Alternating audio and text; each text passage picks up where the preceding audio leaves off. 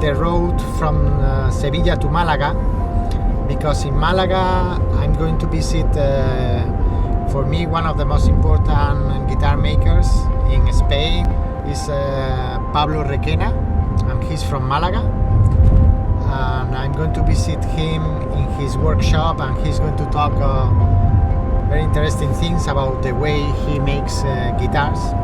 Is that I'm come here, I'm fascinated by this wonderful light.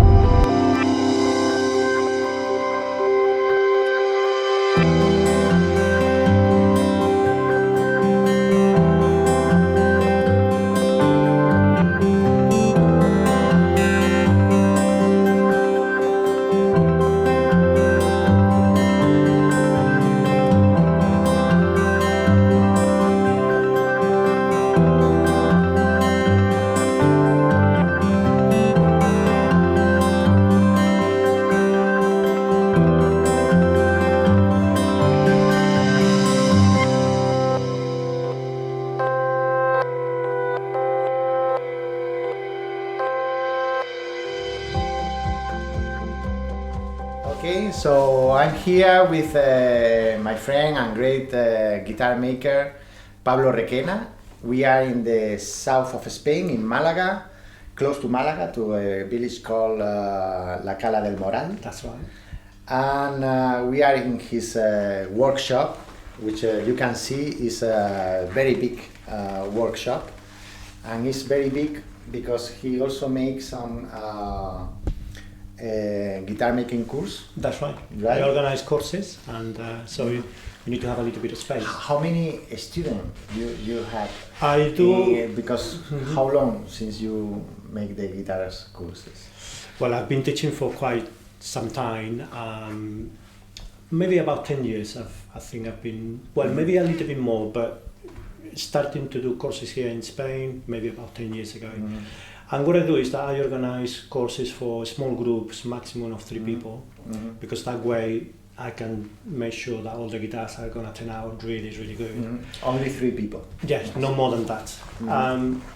But yeah, people from all over the world, they come, they enjoy the weather here in Spain, and we enjoy spending time here in the workshop making a guitar, something similar to this. Okay. So, and you more or less, how many you think you had students?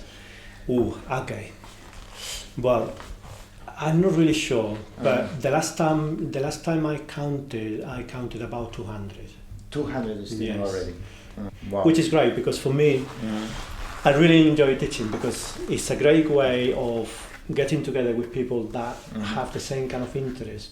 But also, I really feel very lucky that sometimes other people are gonna end up doing this for a living, and they started with me. And for me, that's great, because it's a way of passing on a tradition and a job and a trade that, you know, nowadays there's not so many guitar makers. You know, there's quite a few, more than you would have thought. Yeah. But it's not like plumbers or doctors, you know, it's a trade, it's a job that is quite specialized. And also, most people don't tend to think of the guitar as something that you can make yourself. But then when you put in somebody's mind the concept that you can build one for yourself, it's like, oh, really? That could be quite a special thing to do. And then that's the beginning of this kind of dream that you know, it's a very very easy reality, because you know, you just need to come and you do it. You told me it's normally it's 1 month, 5 days per week, That's right. 6 hours per day. Exactly. That's more or less a normal. And you make the guitar working. from beginning. Exactly, that's what we do. We start with the raw materials. We can have a look later at the timbers that we use and so on, but we don't use any kits or pre-made components. The only thing that we do is that, to economize time-wise, sometimes I prepare some internal components and bits and pieces that they're very simple, so the student is not gonna miss in the making. But nevertheless, the idea is to construct the instrument completely from scratch, so that people can get a really true idea of what it means to build a top-end classical or flamenco guitar. So we start with the soundboard, then the back, the sides, the neck, and we build each component individually, separately, to a certain stage, which that takes about 2 weeks, and then the second 2 weeks of the course, it's actually working on the guitar together. So the turning point between week 2 and week 3, that's when the guitar goes into the mold, all the elements come together, and then we're working on that guitar. It looks a little rough around the edges in the beginning, but the more we work in it, we end up having an instrument that, you know, it's really quite a special thing, really. Yeah. It's a good. And honestly, most students, when they see the instruments that I make here, and I say to them, look, this is what you're going to be making, they go, oh, really? It's not going to be like that. Okay. You know, you've been making guitars for so long, surely I cannot do it. But actually they do. Okay. And I had people that they're nearly in tears of emotion, of their satisfaction. It's like, wow, I've been able to build this and to such a standard. So it's quite a special thing. Yeah, it's really so. Yeah, people don't forget it too easily. And a part of the guitar making course, I consider you as one of the main guitar makers in Spain. I think one of the best, for sure. Thank you. And maybe you can explain a little bit about your way to approach the instrument. Well, for me, the guitars that I'm most interested on are the old traditional Spanish guitars, starting from Torres, Ramirez, all the makers that came from Ramirez, Santos Hernandez, Barberos, you know, such a big amount of makers that came from the Ramirez factory or family. And that's where my inspiration has always been, in finding out how the Spanish makers made the guitars and trying to find out how they did it, what were they thinking to be able to produce what they did. And also I like working with my hands. I suppose that's why I do this. I use power tools and so on, but I try to do as much as I can by hand. And very often I catch myself thinking, how had Torres done this job? Because he didn't have a router. He didn't have the tools that we got now, which are great. So I like thinking about how these makers would have worked back at that time, and it brings me a lot of joy to think that actually if they were able to build fantastic instruments back then, when sometimes they'd be working with candlelight or something. Well, for me to be able to think that, okay, now in this age in which we've got everything we want, but we still kind of go back a little bit, be a little bit more in touch with the instrument and with the wood, and try to enjoy the process of making and using your hands. So as a consequence, really, what I feel very much is that for me the guitars I like making are the old traditional Spanish guitars, and all the makers that actually they themselves also came from the initial work that Torres did as well. Then another maker that has been very important for me is Hauser, and okay, from Germany, but very obviously influenced also by the work of Torres and Santos Hernandez. In fact, you know very well that Hauser started this style of making after he had been making for quite some time, and then when he saw the guitar that Andres Segovia had, he felt, oh, that's what I want to do. And I feel that Hauser did have a special touch into the Spanish guitar, and somehow he understood the instrument. I got these plans that they're from Brunei, and I love those plans because even if you don't know anything about how thick the timbal needs to be and everything, if you just follow what it says in the plan, you're going to have something that is pretty good. So basically, I feel that, that's where I am, between Torres and then Hauser and then all this, the Spanish makers that started. Why you don't have any kind of interest or much interest about modern ideas, modern materials, modern system of bracing or whatever? Well, I wouldn't say that I'm not interested. I have built mainly lattice guitars, and I have built other instruments that are far away from the traditional. But what I feel is that for me, this is what I express best, what I want to do. And I don't know, it's a little hard to explain, but as much as I respect all this modern take into making guitars, I feel that they have lots of really good benefits, but then also things that don't work so well for me. And I always come back to the same. It's like, in the end, I always think, no, I want to build with my fan strats system, and that's where I feel that I can connect really with the instrument that I'm making. I don't know, I think we all have different ways of understanding how we want to make things, and for me that's where I am more inclined to do things.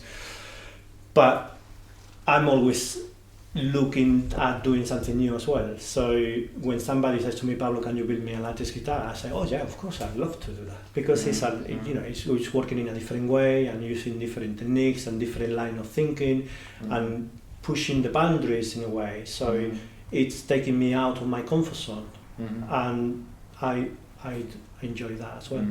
And yeah, I would say that the guitars that I've made are not traditional systems, mainly lattice guitars. That's what I've done. Modern, I've never done honeycomb. I've seen many guitars with those, and yeah, I like certain things and other things not so much, but I never felt that kind of desire. You know, sometimes you pick something up and you think, oh yeah, I want to try this. Okay. But I didn't have that. The result didn't convince you so much. I don't know, somehow there was some kind of quality missing that I feel that the traditional guitar, but that's my opinion. Because I'm not a musician, I cannot really, we talked about this earlier on, I will never be able to play my own guitars to the level that they need to be played. That's why you're here. But nevertheless, over the years, you learn to identify certain qualities in the sound. And I always come back to the same, that the traditional Spanish guitar gives you a range of colors and a range of tones that I feel that it's missing in some of the other modern techniques. Of course, you're also going to have qualities, because we all know the Spanish guitar is not a perfect design, but it's beautiful in its own imperfections, if that makes any sense. So I wouldn't say I don't want to build anything else that is not a traditional guitar, but that's where my heart is. We are talking now a little bit about the guitar that you are making right now.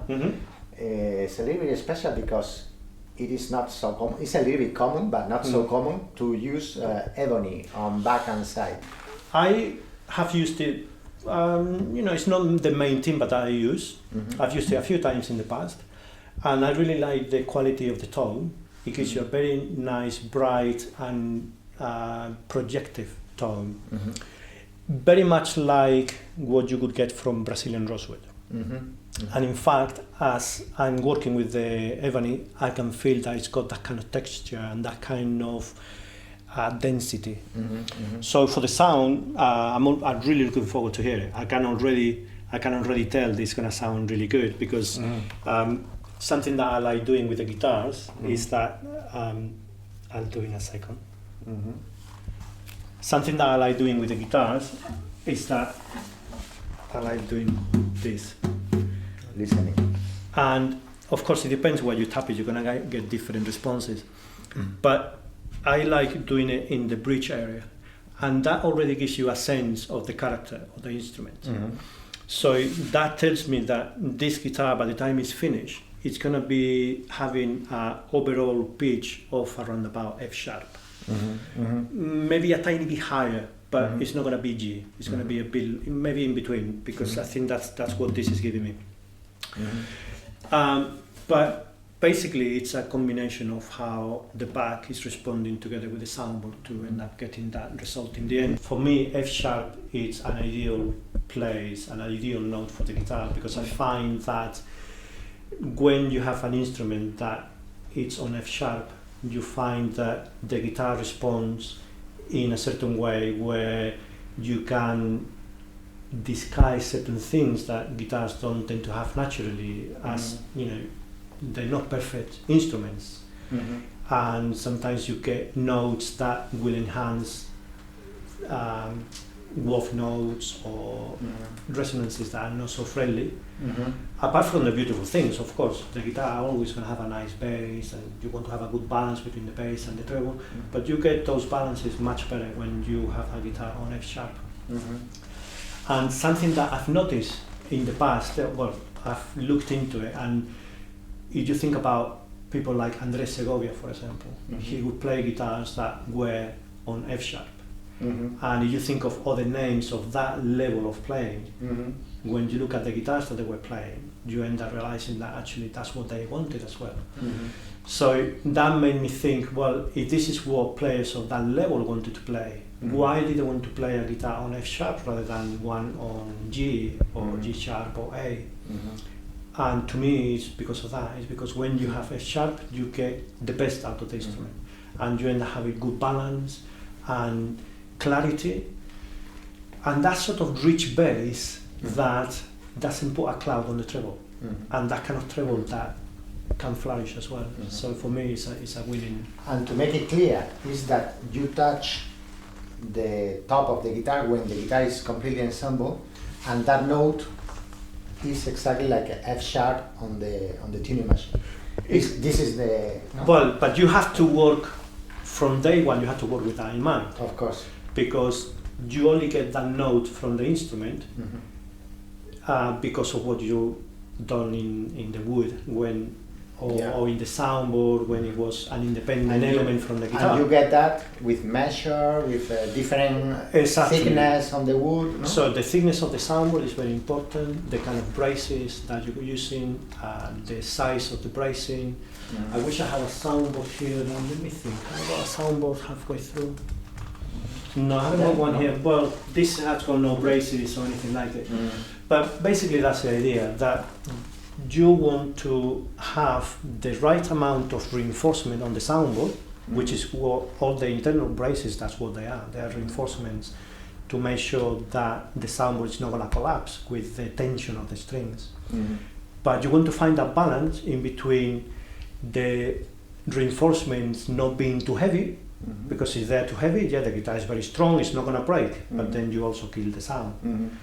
But then you don't want to go too light, because then the guitar, the soundboard will start distorting and it's not going to survive for very long. So you want to find a balance in which the guitar is not going to lose the strength and the integrity of the instrument, but it's also going to encourage the sound. So you gain and you find all of that with the thickness of the timbre, the sizes of the braces, and at that point is when you start thinking about the pitch that you want to have in the instrument in the end. So for example, another thing that I learned, with experience years ago, is that I was working on a guitar from another maker when I was back in the UK, and I looked at it and I found that the pitch was really low. It was like about E, or maybe between E and F, and I thought, oh, that's, and I wondered why. So I got my measurement tools and I started measuring everything up. And I realized that everything in terms of dimensions and size and consistency, it was quite similar to what I was doing. But the one thing that was quite different was the size. And up to that point, I used to make the size of the guitar around about 2 millimeters. But in that guitar that I was looking at, they were about 1.4 millimeters. And I thought, well, I'm going to try that. So when I did that, I noticed that automatically the pitch of the guitar went down dramatically. So with experience and with time, you learn to decide what are you going to be doing to end up having this result. And then when you assemble the whole instrument and all the pieces of wood are coming together, then they're all going to interact with each other, and you want to have this result in the end. Now, what I've noticed is that when you tap into the soundboard like this, because we don't have the bridge, so when we put the bridge on, that is also going to change the sound. That's going to change slightly. And what I also noticed is that the true note of the instrument, you get it through humming into the sound hole. Now, that's something that I do really badly, because I cannot sing that low and it doesn't work very well for me. Some people, they just go ooh, and they just go up and down the scale and they get it really easily. And then what you get is that when you get to that note, the whole instrument starts vibrating. When you hold it in your hand Okay. and you sing into it the right note, Okay. then you get it. And then you just get a note Mm-hmm. and sing it into your tuner. And you find Okay. that is the main resonance. Okay. So when it's like this, what I usually do is that whatever note I get at this stage by tapping in here, it's usually a quarter of a tone lower. Okay. That's the true. Okay. But each maker has a different way of Mm-hmm. identifying the note of the instrument. Okay. This one is made of ebony, and also it's got a beautiful cedar top and a nice rosette.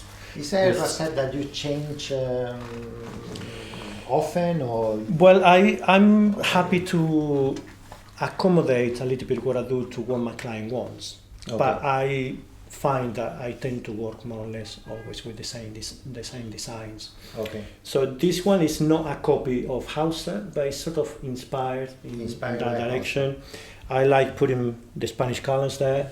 Okay. It's just little Okay. subtleties, Okay, which okay. I always check with my clients, just in Okay. case they have Okay. a particular thing. Okay. But I think it's a nice little touch. And then another design that I use a lot, I've got one here. Okay. This one, even though it's like this already, it's done by myself. I did it as a log. It was about this thick, and then you cut it in slices, and that's what you get. But yes, again, this is a very simple design with 2 ropes and a little red cross in the middle. And so yes, I do maybe 2 or 3 different 2 or 3 designs. different. Okay. And Because you know, aesthetically, how do you approach the guitar? You like a simple. I like simplicity. Simplicity. For me, in a guitar, less is more. And then what I try to do is that the little details that might be as an ornament, I try to get them to be as good as possible. So in the Spanish guitar, traditionally, there's not a lot of room for doing crazy things like you can find in electric guitars or in steel string guitars. So what you find is that you can show off your ability a little bit with the rosette, and it's a nice little feature.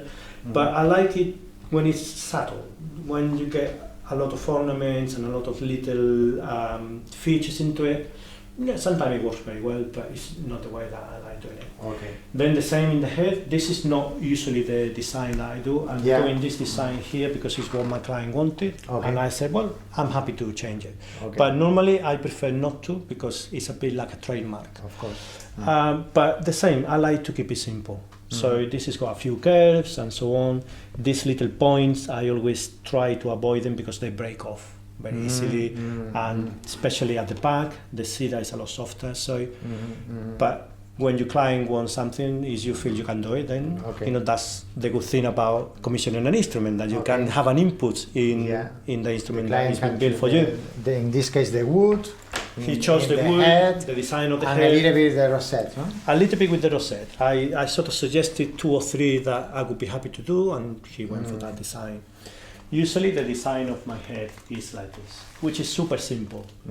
But I feel that it's functional, it's beautiful, Yeah. and it does the job really well, and it's not got things that are going to break too easily. Okay. You prefer spruce, cedar? That's the $1 million The question. one million. Because if I was going to choose, I would say have one of each. Okay. Because they gives you very different things, and you get beauty, very different kind of beauty. So as you probably know already, with the spruce, it does take time to develop and to open up, but when it does, you find this kind of rich color and warmth that you don't get with cedar. But then with cedar you get a different kind of warmth and a different kind of color. So I'm not going to say that spruce is better than cedar or the other way around. I would say if you can have 2 of them.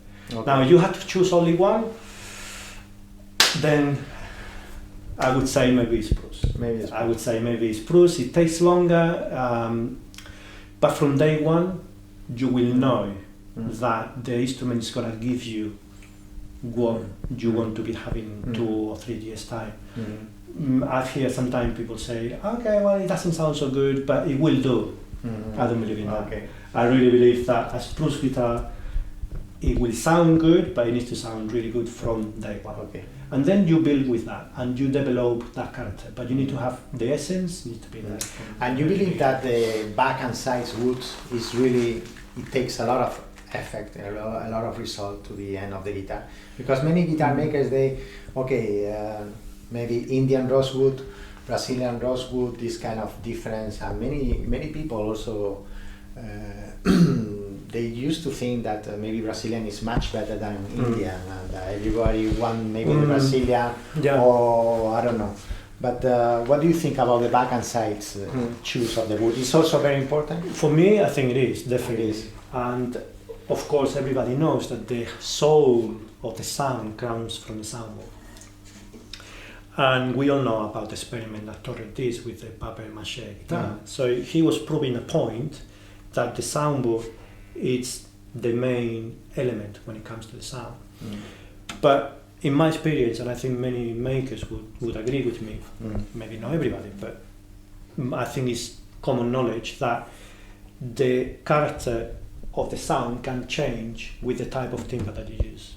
So, for example, if you use Indian rosewood or Brazilian rosewood, as you mentioned that, if you are gonna compare those two and think, okay, how can that change the sound?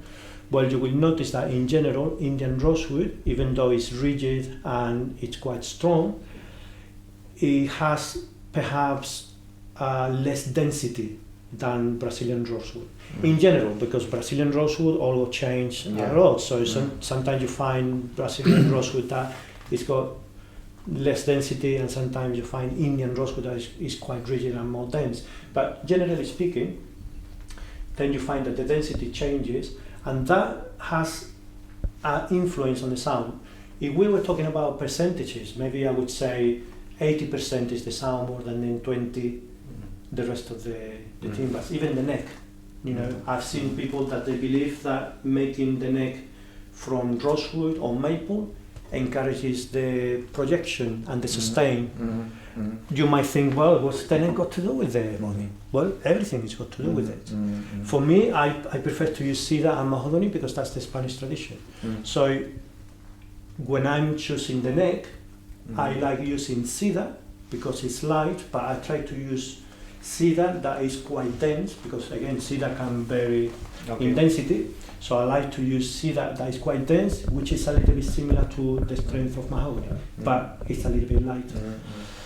So for me, the back and sides are really quite important, because that can really determine the kind of direction that the guitar is going to go. But you are not saying that if you make a guitar by Brazilian rosewood, if it's a top Brazilian rosewood, and you make a guitar with Indian rosewood, one is going to be better than the other? I won't say we are that talking they're about better. the character. Exactly, we're talking of personalities. And the character of the sound. It's a very it's like personal. spruce and cedar, no? Yeah, because it's a very personal. It's a very personal thing. So what I hear and what I perceive from an instrument, it's going to be quite different from what you perceive from an instrument. And what I consider that is beautiful, you might have a different opinion. So for me, it's a very subjective thing, and it's down to the player. And I've seen players that having the choice to have Brazilian rosewood or Indian rosewood, independently of the cost, and without thinking about how much more expensive Brazilian rosewood tends to be, they ended up going for Indian rosewood because they prefer. Somehow they found something. So often I tend to think of guitars as my children. And if you have kids, you realize that you love them all, but they have their own personalities. And you have to work with their personalities, and you have to enhance what they have and try to shape them and educate them so that they grow to be great people. And guitars are exactly the same. There's no perfect instrument. You have to play them, and you have to learn and to understand them to get the best out of it. And that's why I think that, you know, it's difficult to make a very strong decision as to what is the best wood, what is the best system, what is the best type of guitar, because I don't think it works like that. They're all good in their own way. They all have difficulties in their own way, and it's down to the player to be able to have the skills and the patience to learn to understand the instrument and to get the instrument to flourish. Okay. And that's, I think that's. And the same thing like with spruce and cedar. I'm sure that you are going to say that Indian rosewood is very good, Brazilian rosewood is very good, ebony is very good. But what about if you want to choose, if you need to choose one? Again, that's the difficult one. I think if I need to choose one, I will go for Indian rosewood. Indian rosewood. For several reasons. One, that it's in general, you cannot generalize, but in general, it tends to be more stable. So it gives you less problems with distortion of the grain, cracks, and towards problems that you could have along the life of a guitar when it's made of Brazilian rosewood. It's also beautiful, and then something that for me is quite important, it's about how sustainable the timber is.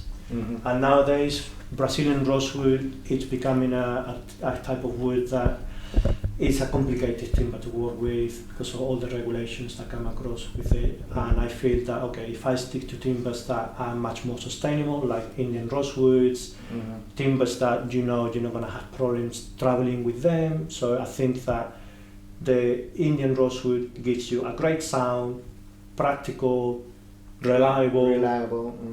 I think it's got lots of positives. So yeah, I think I will go for Indian rosewood. Okay. So maybe because you have a lot of we have a lot of stuff here. Shall we have a look and have a look around? We can have a look.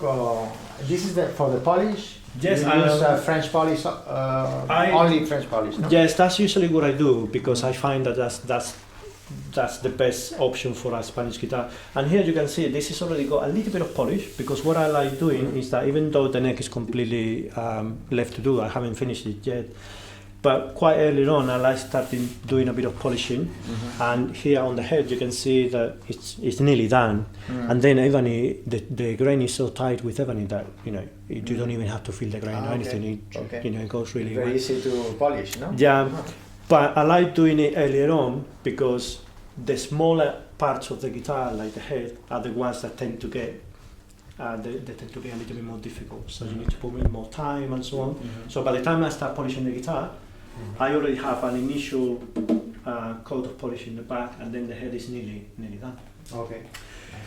So yes, I like mixing the shellac. So this I like mixing what I'm gonna use, and then I discard this. So this should do a few guitars, but I usually mix a bit more than I need. And this is the bench where I work. So I've got basically the tools that I tend to use the most. So those chisels. You have all the tools that you use for the whole guitar? No. No. I need a few more things, but these are the tools that I use the most. Then the rest of it, they're here. I've got different drawers with different things. I love these Japanese knives. Okay. Japan. They can go really sharp.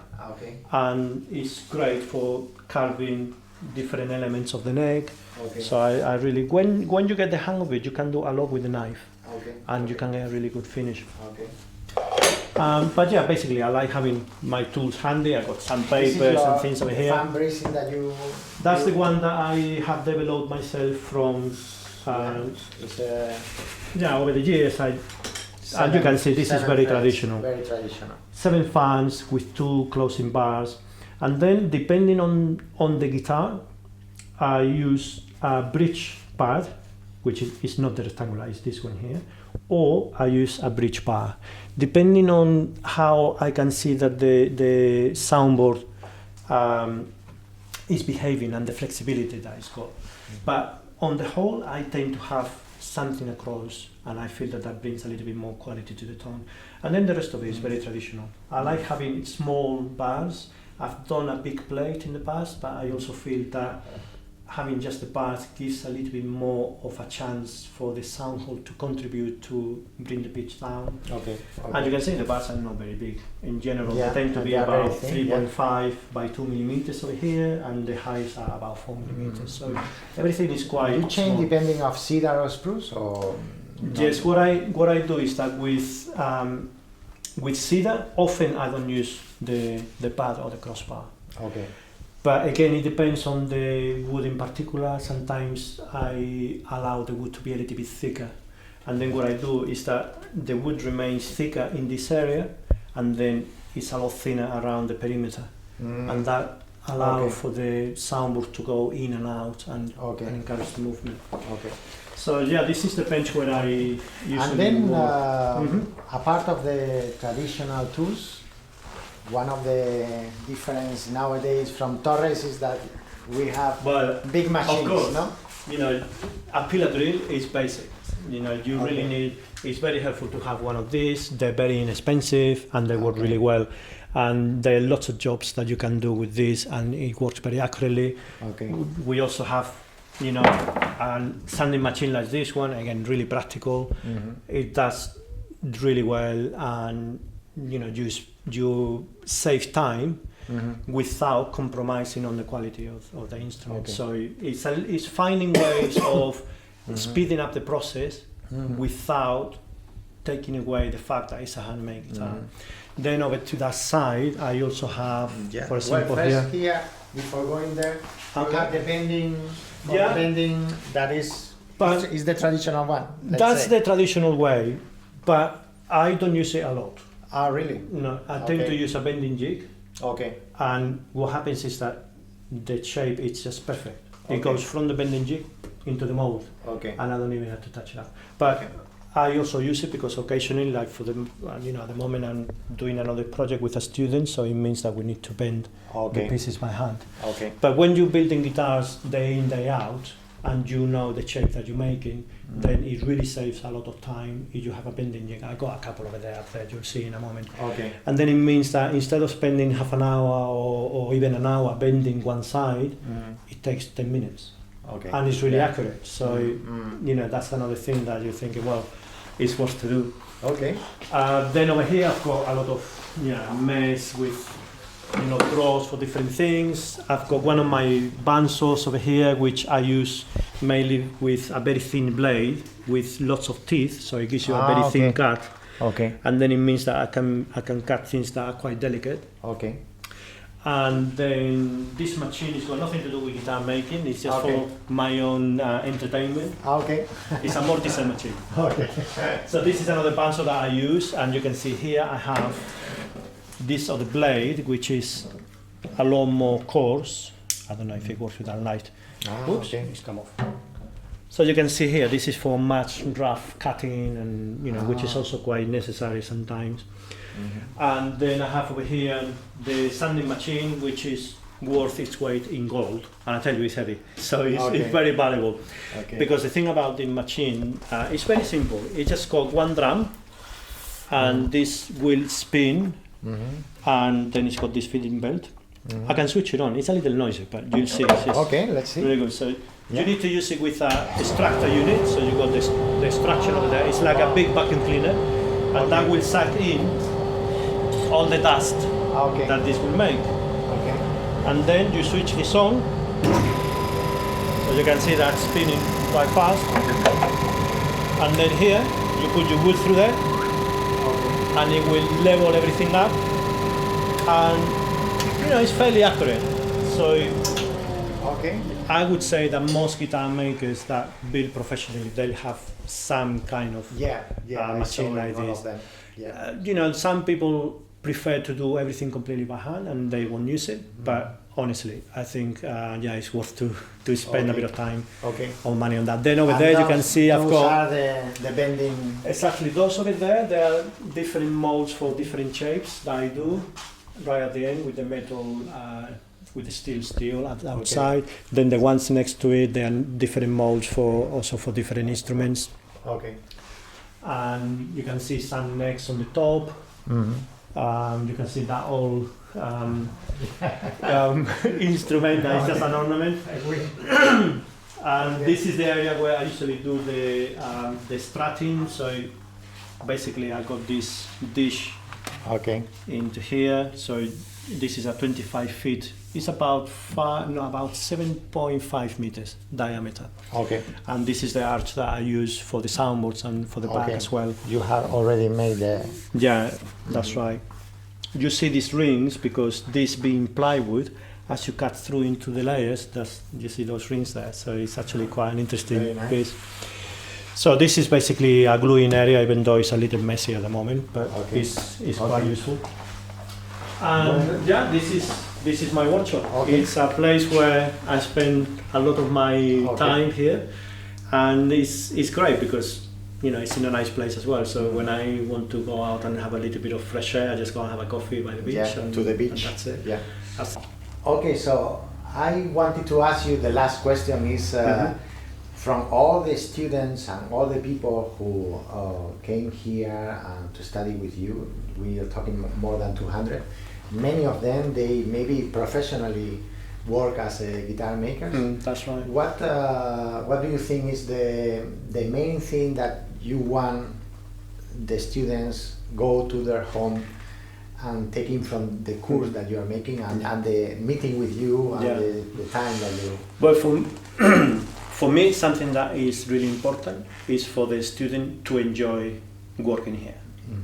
Because if they do, it means that they are relaxing, they are working in a way that is going to be effective, and then the end result, it really shows.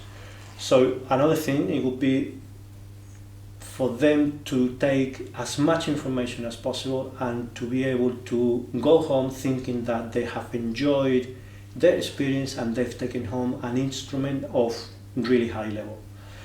And often when students come in the beginning of the course and I explain to them what we're going to do, sometimes they're thinking, oh yeah, I wonder, I don't know what's going to be in the end. But at the end, when they see what they've done, they cannot believe it themselves. Sometimes it's really emotional at the end because you put all this effort and all this time, and then you got this guitar in your hands that you have built yourself.